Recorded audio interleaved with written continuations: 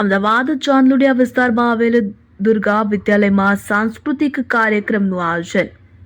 અમદાવાદ ચાંદલોડિયા વિસ્તારમાં આવેલ દુર્ગા વિદ્યાલયમાં સાંસ્કૃતિક કાર્યક્રમનું આયોજન કરવામાં આવ્યું હતું કે જેમાં ધોરણ 9 થી 12 ના વિદ્યાર્થીઓએ સાથે મળીને સાંસ્કૃતિક કાર્યક્રમોમાં ભાગ લીધો હતો. જેમાં વિદ્યાર્થીઓએ અલગ અલગ નાટક રજૂ કર્યા હતા કે જેમાં ખાસ પાણી બચાવવા માટે પણ એક સરસ નાટક વિદ્યાર્થીઓ દ્વારા રજૂ કરવામાં આવ્યું હતું. મારું નામ ભરવાડ આયુષી છે. હું નાનપણથી જ આ સ્કૂલમાં ભણી રહી છું અને અમે સાંસ્કૃતિક પ્રોગ્રામનો ગોઠવ્યો હતો. એમાં અમે પાણી બચાવ વિશે સમજાવ્યું, નાટક કર્યું. પર્યાવરણ આપણે પાણીનો જેટલો બચાવ કરવો તેટલો કરવો જોઈએ તેટલો સુધી. મારું નામ લુહાર સેજલ છે. હું ધોરણ 11માં ભણું છું. આજે અમારી શાળામાં સાંસ્કૃતિક પ્રોગ્રામ હતો જેમાં અમે ફ્રેન્ડશિપનો ડાન્સ કર્યો હતો અને પર્યાવરણ વિશે નાટક કર્યું હતું. અમે કેટલાય દિવસથી આ પ્રેક્ટિસ કરી રહ્યા હતા અને આજે અમે આ ડાન્સ કર્યો અને સૌને સંકેત આપ્યો કે પર્યાવરણને બચાવો, સેવ વોટર, સેવ લાઈફ. જેમાં અમને અમારા પ્રિન્સિપલે અને અમારા શિક્ષક મિત્રોએ અમને પ્રોત્સાહન આપ્યું હતું. મારું નામ આદિ દ્રવિડ સંજના છે. હું આ દુર્ગા સ્કૂલમાં ભણું છું. આ સ્કૂલમાં અમે નાનપણથી ભણીએ છીએ. આજે અમે અમારા સ્કૂલમાં સાંસ્કૃતિક પ્રોગ્રામ આયોજન કર્યું હતું. એમાં અમે લોકોએ એક નાટક કર્યું હતું. એમાં અમે પાણી બચાવવાનું માટે એક નાટક કર્યું હતું. એમાં જલ જે જીવન છે એના વિશે અમે બધાને બતાવવાનું હતું. અમે બતાવી સારું નાટક કર્યું હતું એવું બધાએ કીધું. એટલે થેન્ક યુ. મારું નામ મિસ્ત્રી આયુષી છે. હું દુર્ગા વિદ્યાલયમાં ભણું છું. હું ધોરણ 11માં ભણું છું. અમે લોકોએ આજે એક નાટક વોટર પ્લેનું ઉપર કર્યું હતું અને એક ફ્રેન્ડશિપનો ડાન્સ કર્યો હતો. જેમાં અમે લોકોએ ફ્રેન્ડશિપ કાયમ માટે નિભાવવા માટે અને વોટર સેવ માટે નાટક કર્યું હતું. જેમાં અમને ખૂબ મજા આવી. અમારા શિક્ષક મિત્રોએ તથા અમારા પ્રિન્સિપલ ચંદ્રકાંત પટેલ ભાઈએ અમને ખૂબ પ્રોત્સાહન આપ્યું હતું. જેમાં અમને ખૂબ મજા આવી હતી. અમારા સ્કૂલમાં અવારનવાર આવા પ્રોગ્રામો થતા હોય છે જેમાં અમે પાર્ટિસિપેટ કરતા હોઈએ છીએ. હું ધોરણ 11માં અભ્યાસ કરું છું. આજે અમારી શાળામાં સાંસ્કૃતિક પ્રોગ્રામનું આયોજન કરેલું હતું. એમાં અમે ફ્રેન્ડશિપ ઉપર એક ડાન્સ કર્યો હતો અને એક સંકેત આપતું પાણીનો બચાવ કરતું એક નાટક રજૂ કર્યું હતું.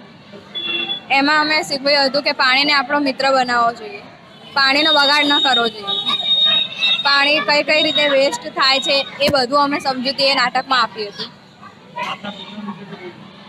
આજનો પ્રોગ્રામ ખૂબ જ સારો રહ્યો હતો. અમારા શિક્ષક મિત્રોએ, અમારા પ્રિન્સિપલ સરે અમને ખૂબ જ પ્રોત્સાહન આપ્યું હતું કે અમે અહીંયા સુધી અમારું નામ લખાવી શકીએ, અમે અહીંયા સુધી પ્રોગ્રામ રજૂ કરી શક્યા. એના મારું નામ સોલંકી ઈશ્વર છે. હું દુર્ગા વિદ્યાલયમાં અભ્યાસ કરું છું ધોરણ 11માં. અને આજનો પ્રોગ્રામ હતો જે કે સાંસ્કૃતિક પ્રોગ્રામ. એમાં અમે પાર્ટિસિપેટ થયા હતા. તેમાં અમે નાટક કર્યું હતું ડૉક્ટર એન્ડ પેશન્ટ. એમાં બધાનું મતલબ કોરોના વખતે જ્યારે ડૉક્ટરે બધાએ લૂંટ્યા હતા ખોટું કામ કરી તે માટેનું અમે આવું નાટક રજૂઆત કર્યું હતું. તેથી બધાને ખબર પડે કે ડૉક્ટર કેવા હોય તે વગેરે વગેરે. પંજારા રણછોડ છે. હું 11માં ધોરણમાં ભણું છું, અભ્યાસ કરું છું, કોમર્સ લીધું છે. મને આ નાટક પર્યા કરે છે ડૉક્ટર ઘુંઘરૂ પર મને આ શીખવા મળે છે કે આજકાલમાં જે ગરીબીઓ છે ને એ ગરીબો એટલા વધી ગયા છે ને કે આમ બહુ કહેવાતું નહીં. અમુક લોકો એટલા ગરીબો જેમને જો પૈસા નથી હોતા ને એ દવા ખુદ કરાવી નહીં શકતા. હું આમ કહેવા માગું છું આપણે અહીંયા વધારે વધારે સરકારી મતલબ ગવર્મેન્ટ હોસ્પિટલ વધારે ખોલવા જોઈએ. હું તો આમ કહેવા માગું છું જે ગરીબોને ફ્રીમાં પણ ઇલાજ થઈ શકે. અને આપણે અહીંયા ગરીબી એટલી વધી ગઈ છે કે જે અમુક લોકો ખાવાના પૈસા પણ નથી પણ તો પણ દવા કેવી રીતે કરતા છે. એટલે મારું કહેવાનું છે આ જે ગરીબો છે એમના માટે ગવર્મેન્ટ હોસ્પિટલ બનાવો અને આ ગરીબી થોડી દૂર કરો. દુર્ગા વિદ્યાલયમાં આચાર્ય તરીકે હું સેવાઓ આપી રહ્યો છું અને મારી સંસ્થાની અંદર સહઅભ્યાસ પ્રવૃત્તિઓમાં દર વર્ષે જોઈએ તો ઘણી બધી પ્રવૃત્તિઓ થાય છે. એમાં આજે અમારી સંસ્થામાં સાંસ્કૃતિક પ્રોગ્રામ રાખ્યો હતો અને આ સાંસ્કૃતિક પ્રોગ્રામની અંદર લગભગ 125 વિદ્યાર્થીઓએ ભાગ લીધો હતો. વિદ્યાર્થીઓની અભિનય કળા ખીલે એ અમારો મુખ્ય હેતુ હતો. અભ્યાસની સાથે સાથે વિદ્યાર્થીઓને એક નવું પ્લેટફોર્મ મળે અને આગળ જતાં તેઓ પોતાના રસ અને રુચિના વિષયોમાં તેઓ આગળ વધે એટલા માટે એક સરાહનીય પ્રયત્ન અમારા શિક્ષક મિત્રો દ્વારા ખૂબ જ સારી તૈયારી કરાવી અને એક અઠવાડિયાની અંદર જ આ પ્રોગ્રામ અમે વિદ્યાર્થીઓ સમક્ષ મૂકી દીધો હતો અને વિદ્યાર્થીઓ તરફથી પણ ખૂબ જ સારો એવો સહકાર મળ્યો હતો. આમ તો અમારી સંસ્થામાં સામાજિક તહેવારો, ધાર્મિક તહેવારો અને રાષ્ટ્રીય તહેવારો તો ઉજવીએ છીએ, પણ એક દર વર્ષે સાંસ્કૃતિક પ્રોગ્રામ અને બીજા જ દિવસે અમે રમતોત્સવ રાખીએ છીએ, જેથી કરીને વિદ્યાર્થીઓ રમતગમતમાં પણ આગળ વધે. વર્તમાન સરકાર પણ ખેલ મહાકુંભ જેવા મોટા ઇવેન્ટો કરે છે અને એમાં પણ વિદ્યાર્થીઓ ભાગ લેવા જાય છે અમારી સંસ્થામાંથી. આ ઉપરાંત આજે તો સાંસ્કૃતિક પ્રોગ્રામ હતો, પણ આવતીકાલે લગભગ 250 વિદ્યાર્થીઓ રમતોત્સવમાં ભાગ લઈ રહ્યા છે અને દેશી રમતો ઉપરાંત અત્યારે નેશનલ કક્ષાએ જે રમતો રમાય છે એની અંદર પણ વિદ્યાર્થીઓ ભાગ લે છે, અને જેથી કરીને તેઓ પોતાની ક્ષમતા પુરવાર કરી અને આગળ વધી શકે અને વિદ્યાર્થીઓમાં એક માનસિક શારીરિક પણ વિકાસ થાય એવો અમારો પ્રયત્ન રહે છે. અસ્તુ.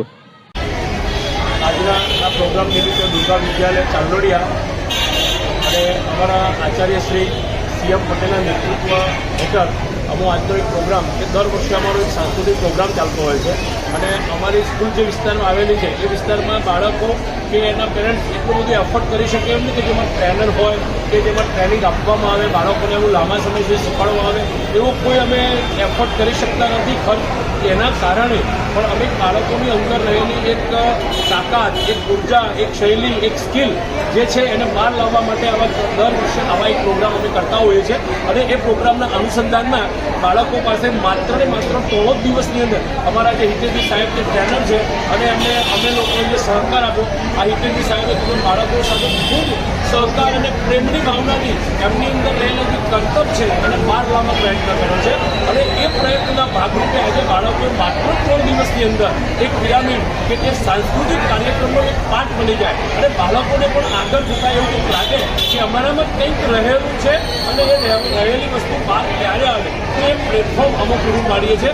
દર વર્ષે અમે આવા એક પણ નો એક્સપેન્સિવ કોઈ પણ ખર્ચ વિના અને જે લોકો બાળકોને પોતાના કપડાં પણ લાવે છે પણ કોઈને પહેર્યા હોય જ કપડાં એના માટે અમે કોઈ ખર્ચ કરવા દેતા નથી એટલે વિધાઉટ એક્સપેન્સિવ અમે આ એક પ્રોગ્રામ કરીએ છીએ, દર વર્ષે કરીએ છીએ અને આ પ્રોગ્રામ અમારી રીતે અમને ખૂબ સારો લાગે અને બાળકો ભવિષ્યમાં પણ આવા કોઈ પ્રોગ્રામોમાં આગળ જાય તેવી માધ્યમની અંદર પોતે આગળ જાય અને પોતાનું નામ રોશન કરે, પોતાના પેરેન્ટ્સનું નામ રોશન કરે, સાથે સાથે અમારી સંસ્થાનું પણ નામ રોશન થાય એવી મારી બાળકોને હાર્દિક અંતરની શુભકામનાઓ.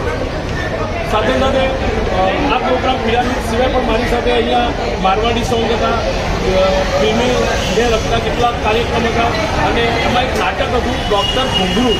એ નાટક પણ જોવા જેવું જેની સ્ક્રિપ્ટ પણ રાઇટર અમારા CM પટેલ આચાર્યએ બનાવ્યું અને એ આચાર્યએ જ એમને ટ્રેનિંગ આપી હતી ડૉક્ટર ઘુંઘરું અને એક ડૉક્ટર ઘુંઘરુનો કોન્સેપ્ટ હતો એ ખરેખર એકદમ રસપ્રદ કોન્સેપ્ટ હતો અને એ કોન્સેપ્ટની અંદર બાળકોને પણ આનંદ આવી અને એ આનંદના ભાગરૂપે ડૉક્ટર આગળ સામાજિક રીતે ડૉક્ટરનું શું કામ છે, ડૉક્ટર શું કરે છે અને કેવી રીતે ડૉક્ટર પેશન્ટોને સાંતુથી ખોટા ખર્ચા કરાવીને જે કંઈક હેરાનગતિ છે એનો પણ એક સંદેશ છે, એક સારો મેસેજ છે અને સમાજલક્ષી નાટક સાથે આવતીકાલમાં પ્રોગ્રામ ચાલુ છે અને બીજું પણ એક નાટક અમારું વિદ્યાલય લખ્યું છે પણ અમે એક નાના પાયા ઉપરનો એક પ્રોગ્રામ બનાવીએ છીએ અને આ પ્રોગ્રામનો એક જ ઉદ્દેશ છે, એક જ હેતુ છે કે બાળકમાં રહેલી જે શક્તિ છે એને બહાર લાવવી અને આ શક્તિના ભાગરૂપે અમારો પ્રોગ્રામ દર વર્ષે સફળ થાય છે.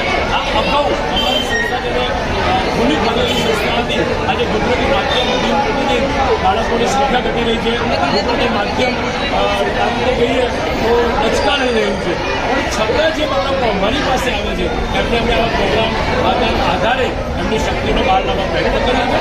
આ અગાઉ જ્યારે ગુજરાતી માધ્યમ અને ગુજરાતી શાળાઓ ટાઉન હોલની અંદર પણ આવા પ્રોગ્રામ 4 થી 5 કલાકના પ્રોગ્રામ અમે કરતા હતા અને આજે એ પણ બાળકો એમના ભૂતકાળને યાદ કરે છે, વાગોળે છે. એટલે આ પ્રોગ્રામ શા માટે કે જ્યારે બાળક મોટું રહે ત્યારે એમને સંસ્થા પ્રત્યે લાગણી રહે, પોતાની સંસ્થામાં હું કંઈ ભણ્યું છું, મેં કંઈ કર્યું છે અને અમે આવા પ્રોગ્રામ કરતા હતા અને એમની દોસ્તી ખૂબ સરસ વધે, એમની લાગણી ખૂબ સરસ વધે, એકબીજા સાથે આત્મીયતા વધે, એના ભાગરૂપે આ પ્રોગ્રામનો એક સંદેશ છે. જય ભારત. ના એની કોઈ જરૂર નથી. હું તને પગાર વધારી આપીશ.